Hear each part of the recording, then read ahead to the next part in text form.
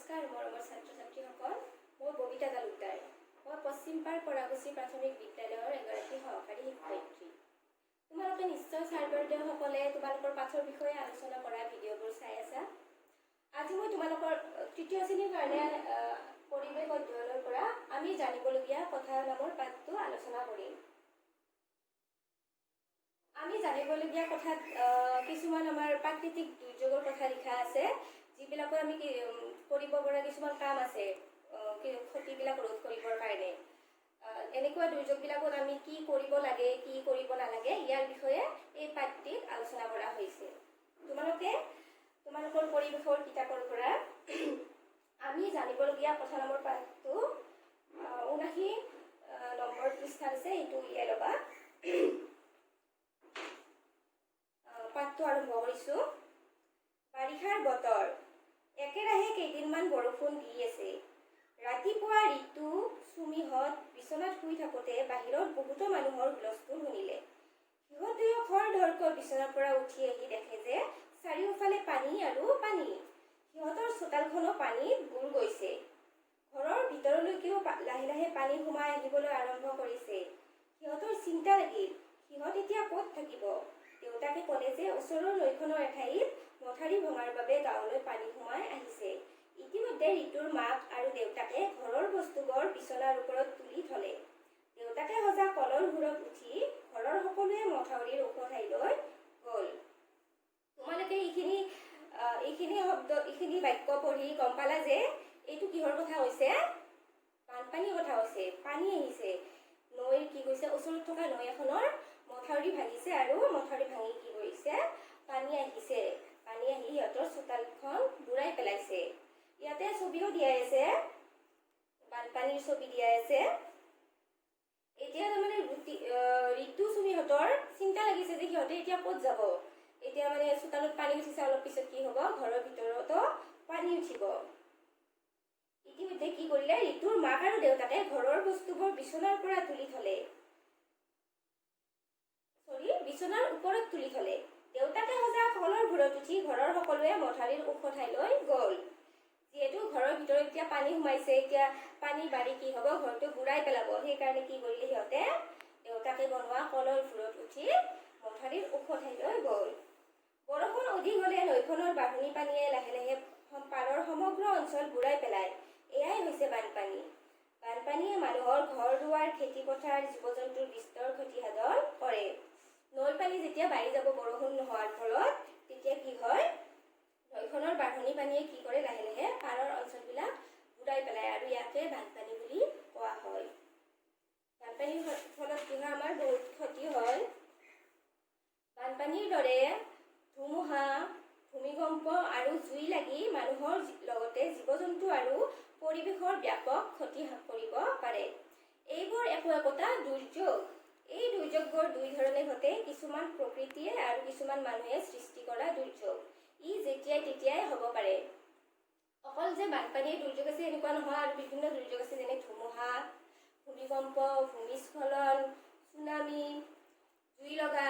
এইবিলাক দুৰ্যোগত কি হয়, আমাৰ ব্যাপক ক্ষতি হয় আৰু এই দুৰ্যোগবিলাক যেতিয়াই তেতিয়াই হ'ব পাৰে। আমি গম নাপাওঁ ভূমিকম্প কেতিয়া আহিব বা আগ্নেয়গিৰি কেতিয়া উদগিৰণ হ'ব, এইবিলাক কথা আমি গম নাপাওঁ। এইবিলাক যেতিয়াই তেতিয়াই হ'ব পাৰে। এতিয়া আমি কিছুমান কথা জানি ল'ব লাগে। বানপানী হ'লে কি কি হয়? মানুহ আৰু জীৱ জন্তুৰ খাদ্য আৰু আশ্ৰয়ৰ অভাৱ হয়। খাদ্য আৰু খোৱা পানীৰ অভাৱ হয়। বিভিন্ন ধৰণৰ বেমাৰ আজাৰ হয়। পৰিৱেশ দূষিত হয়। বাট পথ ভাগি ছিগি যাতায়াতৰ অসুবিধা হয়। বানপানীৰ ফলত পলস পৰি মাটি সাৰুৱা হয়। কেতিয়াবা বালি জমা হৈ মাটি খেতিৰ বাবে অনুপযোগী হয়। বানপানীৰ ফলত কি হ'ব পাৰে, ক্ষতিও হ'ব পাৰে আৰু কিছুমান উপকাৰো হ'ব পাৰে। যেনে ক্ষতিৰ কিছুমান হ'ল, জীৱ জন্তুৰ খাদ্যৰ অভাৱ, আশ্ৰয়ৰ অভাৱ, খোৱা পানীৰ অভাৱ হয়। আকৌ কিছুমান ক্ষতি হয়, যেনেকুৱা বাট পথ ভাগি ছিগি যায়। তাৰোপৰি কিছুমান উপকাৰ, যেনে পলস পৰি মাটিবিলাক সাৰুৱা হয়। এতিয়া বানপানী হ'লে কি কৰিব লাগে? ওখ নিৰাপদ ঠাইত আশ্ৰয় ল'ব লাগে। পোহনীয়া জীৱ জন্তুবোৰকো ওখ নিৰাপদ ঠাইলৈ নিয়াৰ ব্যৱস্থা কৰিব লাগে। যিহেতু দ ঠাইবোৰ পানীৰে ভৰ্তি হৈ যাব। সেইকাৰণে কি কৰিব লাগে, আমি ওখ ঠাইলৈ যাব লাগে। পানীলৈ নামি যাব নালাগে, উদ্ধাৰকাৰীৰ সহায় ল'ব লাগে। খোৱা পানী উতলাই খাব লাগে। খোৱা পানীবিলাকত বীজাণু থাকিব পাৰে, গতিকে আমি কি কৰিব লাগে, খোৱা পানী উতলাই খাব লাগে। য'তে ত'তে শৌচ প্ৰস্ৰাৱ কৰিব নালাগে। শৌচ প্ৰস্ৰাৱ কৰিলে লেতেৰা হৈ যাব আমাৰ পৰিৱেশটো, আৰু সেইবিলাক উটুৱাই নিলে বানপানীয়ে উটুৱাই নি পৰিৱেশবিলাক লেতেৰা কৰিব। ঘৰৰ বিদ্যুৎ সংযোগ বিচ্ছিন্ন কৰি দিব লাগে। ঘৰত যদি বিদ্যুৎ সংযোগ থাকে সেইখিনি বিচ্ছিন্ন কৰি দিব লাগে, নহ'লে পানী লাগিলে কি হ'ব, আমাৰ শ্বৰ্ট কৰিব পাৰে। বানপানীৰ বাবে কি ধৰণে সজাগ হ'ব লাগে? বৰষুণ দিলে যেতিয়া নৈৰ পানীবিলাক বাঢ়ে আমি গম পাওঁ, মথাউৰি ভাগু ভাগু হৈ থাকিলে আমি গম পাই যাওঁ, গতিকে আমি কি কৰিব লাগে, তেতিয়াই সাৱধান হ'ব লাগে। বানপানীৰ বাবে আমি আগতেই সজাগ হৈ থাকিব পাৰোঁ। পাৰিলে শুকান খাদ্য, খোৱা পানী, কেৰাচিন আদি মজুত কৰি ৰাখিব লাগে। আমি দোকানত পাওঁ নহয় শুকান খাদ্য কিছুমান বহু দিনলৈ ভালে থাকে, তেনেকুৱা খাদ্য, খোৱা পানী আৰু কেৰাচিন আমি সাজু কৰি ৰাখিব লাগে। বীজাণুনাশক দ্ৰব্য সংৰক্ষণ কৰি থ'ব লাগে। যিহেতু বানপানীৰ ফলত বিভিন্ন বীজাণু আহি যায়, গতিকে আমি কি কৰিব লাগে, বীজাণুনাশক দ্ৰব্য সংৰক্ষণ কৰি থ'ব লাগে। ৰেডিঅ' আৰু দূৰদৰ্শন যোগে দিয়া ঘোষণা আৰু চৰকাৰে দিয়া জাননীৰ প্ৰতি সজাগ হৈ থাকিব লাগে। ৰেডিঅ' আৰু দূৰদৰ্শনত যোগে দিয়া ঘোষণাবিলাকৰ প্ৰতি আমি সজাগ হৈ থাকিব লাগে, তেতিয়া আমি গম পাম ক'ত কি ঘটি আছে। ভূমিকম্পৰ সময়ত কি কৰিব লাগে? এইবাৰ আহিলোঁ ভূমিকম্পৰ বিষয়ে ক'বলৈ। ভূমিকম্পৰ সময়ত আমি কি কৰিব লাগে? ভূমিকম্পৰ সময়ত ঘৰৰ ভিতৰত থাকিব নালাগে, মুকলি ঠাইলৈ ওলাই যাব লাগে। ডাঙৰ পকী ঘৰত থাকিলে ঘৰৰ চুকত আশ্ৰয় ল'ব লাগে। যদি আমি ডাঙৰ পকী ঘৰত আছোঁ, বাহিৰলৈ ওলাই যাব পৰা নাই, তেতিয়া কি কৰিব লাগে, আমি চুকত আশ্ৰয় ল'ব লাগে। মুকলি ঠাইত থাকিলে শুই পৰিব লাগে। ভূমিকম্প আহিলে যদি আমি থিয় হৈ থাকোঁ, তেতিয়া কি হ'ব পাৰে, আমাৰ মূৰ ঘূৰাই পৰি যাব পাৰোঁ। গতিকে কি কৰিব লাগে, আমি মুকলি ঠাইত যদি থাকোঁ আমি শুই পৰিব লাগে। ঘৰৰ ভিতৰত থাকোঁতে বিচনা বা মেজৰ তলত আশ্ৰয় ল'ব লাগে। যদি ঘৰৰ ভিতৰত থকা যায় তেতিয়া বিচনা বা মেজৰ তলত আশ্ৰয় ল'ব লাগে, কিন্তু বিচনা বা মেজখন যাতে ভাঙু ভাঙু অৱস্থাত নাথাকে, মজবুত বিচনা বা মেজৰ তলতহে আমি আশ্ৰয় ল'ব লাগে। বিদ্যালয়ৰ ভিতৰত থকা সময়ত ভূমিকম্প আহিলে বেঞ্চ বা মেজৰ তলত আশ্ৰয় লৈ খুটাত খামুচি ধৰি থাকিব লাগে। আৰু ভূমিকম্পৰ সময়ত আমি কি কৰিব লাগে, গধুৰ গধুৰ বস্তু যেনে আলমাৰি আদিৰ ওচৰত আমি থাকিব নালাগে। ভূমিকম্প আহিলে ধুমুহা আহিলে কৰিবলগীয়া নিৰাপদ ঠাইত আশ্ৰয় ল'ব লাগে। ধুমুহা আহিলে আমি নিৰাপদ ঠাইত আশ্ৰয় ল'ব লাগে। জ্বলি থকা জুই নুমুৱাই দিব লাগে। যদি জুই জ্বলি আছে তেতিয়া ধুমুহা আহিলে আকৌ সেই জুইকুৰা চাৰিওফালে বিয়পি যাব পাৰে, গতিকে আমি জ্বলি থকা জুই নুমুৱাই দিব লাগে। গছৰ তলত আৰু বিজুলী তাঁৰৰ তলত থাকিব নালাগে। গছৰ তলত থাকিব নালাগে, কাৰণ গছডাল উভালি পৰিব পাৰে আমাৰ গাত। বিজুলী তাঁৰৰ তলতো থাকিব নালাগে। বিজুলী তাঁৰ ছিঙি আমাৰ গাত পৰিলে বিদ্যুৎ সংযোগ হৈ আমি মৃত্যুবৰণ কৰিব পাৰোঁ। উভালি পৰা বিজুলী খুঁটাৰ তাঁৰ হাতেৰে চুব নালাগে।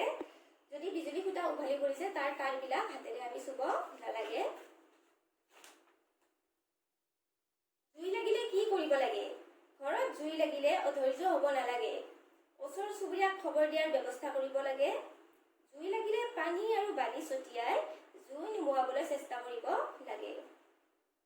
পানী আৰু বালি ছটিয়ালে জুই নুমাই যায়, গতিকে আমি পানী আৰু বালি ছটিয়াই জুই নুমুৱাৰ চেষ্টা কৰিব লাগে। গাৰ কাপোৰত জুই লাগিলে ডাঠ কম্বল বা তিতা কাপোৰ গাত মেৰিয়াই ল'ব লাগে। যদি গাৰ কাপোৰত জুই লাগে তেতিয়া ডাঠ কম্বল বা তিতা কাপোৰ গাত মেৰিয়াই ল'ব লাগে। জুয়ে পৰিলে তৎক্ষণাত চিকিৎসকৰ পৰামৰ্শ ল'ব লাগে। অগ্নি নিৰ্বাপক বাহিনীক খবৰ দিয়াৰ ব্যৱস্থা কৰিব লাগে। জুই লগাৰ ক্ষেত্ৰত ল'বলগীয়া সতৰ্কতা: সম্ভৱ হ'লে ঘৰত জুই নুমুৱা যন্ত্ৰ ৰাখিব লাগে। আমাৰ বিদ্যালয়তো আছে, তোমালোকে দেখিছা, ফায়াৰ এক্সটিংগুইজাৰ বুলি চিলিণ্ডাৰ দুটামান আছে নহয়, তেনেকুৱা জুই নুমুৱা যন্ত্ৰ ঘৰত ৰাখিব লাগে। অগ্নি নিৰ্বাপক বাহিনীৰ ফোন নম্বৰ সহজে পোৱাকৈ ৰাখি থ'ব লাগে। অগ্নি নিৰ্বাপক বাহিনীৰ ফোন নম্বৰ, আমাৰ স্কুলত কিছুমান ফোন নম্বৰ আছে নহয়, অগ্নি নিৰ্বাপক বাহিনীৰ ফোন নম্বৰ, পুলিচৰ ফোন নম্বৰ, চিকিৎসালয়ৰ ফোন নম্বৰ, এনেকৈ কিছুমান ফোন নম্বৰ আমি ৰাখিব লাগে। অগ্নি নিৰ্বাপক বাহিনীক জুই লগা সঠিক স্থানৰ বিষয়ে জনাব লাগে।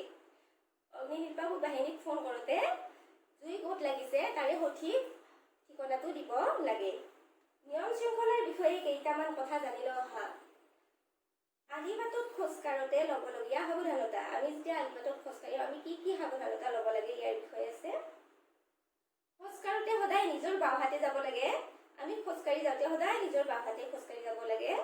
আলিবাট পাৰ হওঁতে সোঁবায়ে চাই ল'ব লাগে। আলিবাট যেতিয়া আমি পাৰ হওঁ সোঁফালে আৰু বাওঁফালে চাই ল'ব লাগে, কাৰণ কেতিয়াবা কি হয় গাড়ী আহি থাকে আৰু আমি পাৰ হ'বলৈ যাওঁ আৰু গাড়ীয়ে খুন্দিয়াই দিব পাৰে, গতিকে আমি সোঁফাল বাওঁফাল চাই ল'ব লাগে। চলি থকা যান বাহন আগেৰে পাৰ হ'ব নালাগে। যদি যান বাহন চলি আছে আমি পাৰ হৈ যাব নালাগে। নগৰ মহানগৰৰ ৰাস্তাত জেব্ৰা চিন থকা ঠাইৰ ওপৰেদি পাৰ হ'ব লাগে। নগৰ মহানগৰৰ কিছুমান ৰাস্তাত কি কৰে, বগা বগা চিন দি থৈ দিয়ে ৰাস্তাত, সেইটোক জেব্ৰা চিন বুলি কয়, আৰু সেই জেব্ৰা চিনৰ ওপৰেৰেহে আমি পাৰ হৈ যাব লাগে। এই ক্ষেত্ৰত যান বাহন নিয়ন্ত্ৰণ কৰা আৰক্ষীৰ নিৰ্দেশ মানি চলিব লাগে। তোমালোকে দেখিছাই নহয় চহৰত কি হয়, যান বাহন নিয়ন্ত্ৰণ কৰা আৰক্ষী থাকে, তেওঁলোকৰ নিৰ্দেশ মতেহে আমি অহা যোৱা কৰিব লাগে। যদি তেওঁলোকে ৰ'বলৈ কয় আমি ৰ'ব লাগে, যাবলৈ হ'লে আমি যাব লাগে। ট্ৰেফিক লাইটৰ ৰং কেইটাই কি বুজায়? ট্ৰেফিক লাইট দেখিছে নহয়, ৰাস্তাত থাকে নহয়।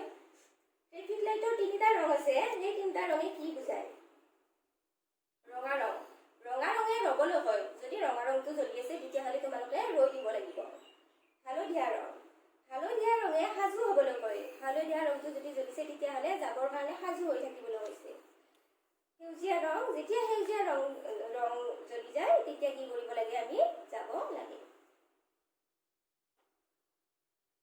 ইয়াতে ছবিবিলাক দিছে, চাবা তোমালোকে। ওপৰৰ ছবিখনত আৰক্ষীয়ে গাড়ী চালকক কি নিৰ্দেশ দিছে কোৱা। এইখন এখন ছবি আছে আৰু আৰক্ষীজনে এনেকে থিয় দি আছে। তাৰমানে কি কৈছে, এইটো এটা চাৰিআলি। এনেকে আছে মানে কি, এইফালৰ পৰা অহা গাড়ীবিলাককো ৰখিবলৈ কৈছে আৰু এইফালৰ পৰা অহা গাড়ীবিলাককো ৰখিবলৈ কৈছে। ৰাস্তাত যান বাহন চলোৱাৰ কিছুমান নিয়ম আছে। নিয়মসমূহ মানি নচলিলে নানান বেমেজালি ঘটিব পাৰে। কেতিয়াবা ডাঙৰ বিপদো ঘটিব পাৰে। নিয়ম নমনা চালকক যান বাহন নিয়ন্ত্ৰণ আইনে দোষী বুলি গণ্য কৰে। ৰাস্তাত যান বাহন চলালে বিভিন্ন নিয়ম আছে, আমি এই নিয়মবিলাক মানি চলিব লাগিব। আৰু যদি এইবিলাক নিয়ম মানি নচলো তেতিয়াহ'লে বিপদ ঘটিব পাৰে আমাৰ। যেনে এই চাৰিআলিটো, এতিয়া এই মাত্ৰ যে ক'লো, এই চাৰিআলিৰ পৰা যদি চাৰিওফালৰ পৰা গাড়ীবিলাক আহি থাকে তেতিয়াহ'লে খুন্দি লাগি যাব। গতিকে কি কৰিব লাগিব, এফালে ৰখি এফালে যাব দিব লাগিব, আৰু আৰক্ষীৰ সেই নিৰ্দেশখিনি আমি মানি চলিব লাগিব। এই নিয়ম নমনা চালকবিলাকক কি কৰে, আৰক্ষীয়ে দোষী বুলি গণ্য কৰে আৰু জৰিমনাও বিধিব পাৰে। গাড়ী চালকসকলে আৰক্ষীৰ নিৰ্দেশ মানি নচলিলে কি কি সুবিধা হ'ব পাৰে? এইমাত্ৰ ক'লো, আমাৰ দুৰ্ঘটনা ঘটিব পাৰে। যান বাহনত উঠোতে আমি মানি চলিবলগীয়া কথা। আমি যান বাহনত উঠলে কিছুমান নিয়ম মানি চলিব লাগে। যান বাহনত শাৰী পাতি এজন এজনকৈ উঠিব লাগে। ঠেলা হেঁচা কৰিব নালাগে। গাড়ী লাহে লাহে চলি থকা অৱস্থাত জাপ মাৰি উঠা নমা কৰিব নালাগে। যদি গাড়ীখন লাহে লাহে চলি আছে তেতিয়াও কিন্তু আমি জাপ মাৰি উঠিব বা জাপ মাৰি নামিব নালাগে। নমাৰ সময়ত গাড়ীখন যোৱাৰ ফালে মুখ কৰি নামিব লাগে। আমি যেতিয়া নামিম, নমাৰ সময়ত কি কৰিব লাগে, গাড়ীখন যোনফালে চলি আছিল সেইফালে মুখ কৰি নামিব লাগে। গাড়ীৰ ভিতৰত বহি থকা অৱস্থাত খিৰিকীৰে বাহিৰলৈ হাত মূৰ উলিয়াব নালাগে। আমি যেতিয়া গাড়ীৰ ভিতৰত থাকিম বহি আৰু যেতিয়া গাড়ীখন যাই থাকিব তেতিয়া আমি কি কৰিব লাগে, খিৰিকীৰে বাহিৰলৈ হাত মূৰ উলিয়াই দিব নালাগে। কাৰণ গাড়ীবিলাক কি এফালেদি যাই থাকে এইফালেদি আহি থাকে, যদি হাত মূৰ উলিয়াই দিওঁ বিপৰীত ফালৰ পৰা আহি থকা গাড়ীয়ে আমাক খুন্দিয়াই দিব হাতত বা মূৰত। গতিকে আমি হাত মূৰ উলিয়াই দিব নালাগে। উঠা আৰু নমাৰ সময়ত গাড়ীৰ দুৱাৰ মুখত ভৰি দিব লাগে আৰু হেণ্ডেলত ভালকৈ ধৰি উঠা নমা কৰিব লাগে। উঠা আৰু নমাৰ সময়ত যাতে আমি জঁপিয়াই উঠা বা জঁপিয়াই নমা নকৰোঁ। আমি উঠা নমাৰ সময়ত গাড়ীৰ দুৱাৰ মুখত ভৰি দি হেণ্ডেল ভালকৈ ধৰিহে উঠা নমা কৰিব লাগে। খোৱাৰ পিছত পেলনীয়া বস্তুবোৰ কি কৰিবা? য'তে ত'তে বস্তু পেলাব নালাগে। নিৰ্দিষ্টকৈ ৰখা জাবৰ পেলোৱা বাকচতহে পেলাব লাগে। তোমালোকেতো চিপছ খোৱা, বিস্কুট খোৱা, কিমান কি খাই থাকা নহয়নে? এই পেকেটবিলাক তোমালোকে য'তে ত'তে পেলাবা নেকি? নেপেলোৱা। এই পেকেটবিলাক য'তে ত'তে পেলালে কি হ'ব, আমাৰ পৰিৱেশটো দূষিত হ'ব, হয়নে? গতিকে আমি এই জাবৰ জোঁথৰবিলাক কি কৰিব লাগে, জাবৰ পেলোৱা বাকচ থাকে, সেই বাকচত পেলাব লাগে। সেই বাকচটো কি বুলি কয়, ডাষ্টবিন। পেলনীয়া বস্তুবিলাক পেলাব লাগে। গতিকে আজিৰ পাঠটো শেষ হ'ল। তোমালোকে গম পালা আমাৰ এই দুৰ্যোগবিলাকত আমি কি কি কৰিব লাগে, কি কি কৰিব নালাগে। এই দুৰ্যোগবিলাক বিভিন্ন ধৰণে হ'ব পাৰে। কিছুমান প্ৰাকৃতিক দুৰ্যোগ, কিছুমান মানৱ সৃষ্ট দুৰ্যোগ, কিছুমান প্ৰকৃতিৰ নিজে নিজেই হয় আৰু কিছুমান মানৱে সৃষ্টি কৰে। যেনে এতিয়া কৃত্ৰিম বানপানীৰ কথা আছে। গুৱাহাটীতো শুনি থাকে তোমালোকে, গুৱাহাটীত কৃত্ৰিম বানপানী হয়। তাতে নৈ ভাঙি পানী হোৱা নহয়, তাতে নৈ ভাঙি পানী হোৱা নাই। কি হয়, বৰষুণ দিলে, অধিক যদি বৰষুণ হয় তেতিয়া কি হয়, তাতে পানীবিলাক জমা হয়। পানীবিলাক কিয় জমা হয়? কাৰণ অপৰিকল্পিতভাৱে ঘৰ দুৱাৰ বনাইছে, তাত নলা নৰ্দমাৰ ভাল ব্যৱস্থা নাই। সেইকাৰণে কি হয়, পানীখিনি ওলাই যাব নোৱাৰে আৰু তাৰ ফলত কি হয়, তাতে পানীখিনি তাতে আবদ্ধ হৈ থাকে আৰু কৃত্ৰিম বানপানীৰ সৃষ্টি কৰে। গতিকে আমি কি হ'ব লাগিব, পৰিৱেশৰ প্ৰতি সচেতন হ'ব লাগিব। আমি পৰিকল্পিতভাৱে ঘৰ দুৱাৰ বনাব লাগিব, নলা নৰ্দমা খান্দি দিব লাগিব বানপানীৰ, তেতিয়াহে নহ'ব কৃত্ৰিম বানপানী।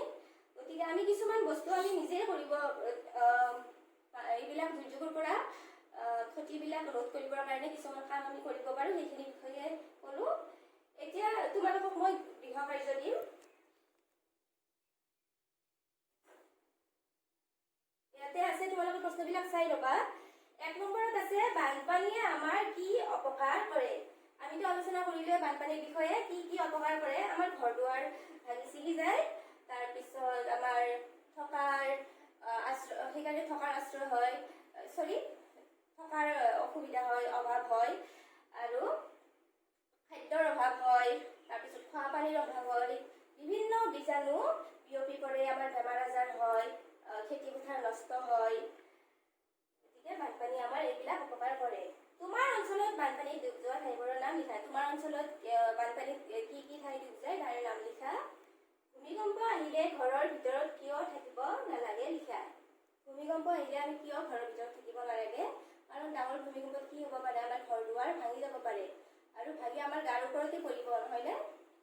বা গধুৰ গধুৰ ঘৰৰ ভিতৰত থকা বস্তুবিলাক, চৌকেছ, আলমিৰা, এইবিলাক আহি আমাৰ গাৰ ওপৰত পৰিব। গতিকে কি হ'ব লাগে, আমি ঘৰৰ ভিতৰত যিমান পাৰোঁ আমি ঘৰৰ ভিতৰত থাকিব নালাগে। খোৱাৰ পিছত পেলনীয়া বস্তুবোৰ ক'ত পেলাব লাগে লিখা। খোৱাৰ পিছত আমি পেলনীয়া বস্তুবোৰ ক'ত পেলাব লাগে? ডাষ্টবিনত পেলাব লাগে। এইকেইটা মই কৈয়ে দিলোঁ, এইকেইটা তোমালোকে লিখিবা। আৰু ইয়াত আছে কেইটামান খালী ঠাই আছে আৰু শুদ্ধটোত চিন দিব কৈছে, এইখিনিও কৈ দিছোঁ।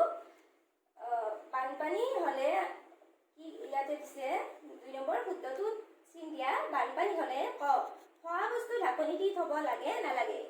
বানপানী হ'লেও নহ'লেও আমি কি কৰিব লাগে? খোৱা বস্তু ঢাকনি দি থ'ব লাগে। পানীলৈ নামি যাব লাগে নালাগে? পানীলৈ নামি যাব নালাগে। ওখ নিৰাপদ ঠাইত আশ্ৰয় ল'ব লাগে নালাগে? আমি ওখ নিৰাপদ ঠাইত আশ্ৰয় ল'ব লাগে। প্ৰাণীবোৰক নিৰাপদ ঠাইলৈ নিব লাগে নালাগে? প্ৰাণীবোৰক নিৰাপদ ঠাইলৈ নিব লাগে। খালী ঠাই পূৰ কৰা। ভূমিকম্প হ'লে ঘৰৰ ভিতৰত থাকিব ইয়াতে হ'ব নালাগে। ধুমুহাৰ সময়ত গছৰ তলত থাকিব নালাগে হ'ব।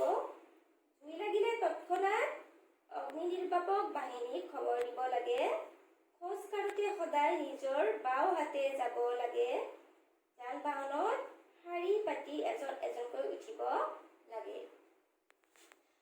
আজিৰ পাঠটো ইয়াতে শেষ কৰিছোঁ। তোমালোকে ঘৰত পঢ়ি থাকিবা, ভিডিঅ'বিলাক চাবা আৰু হাত মুখ ধুই থাকিবা।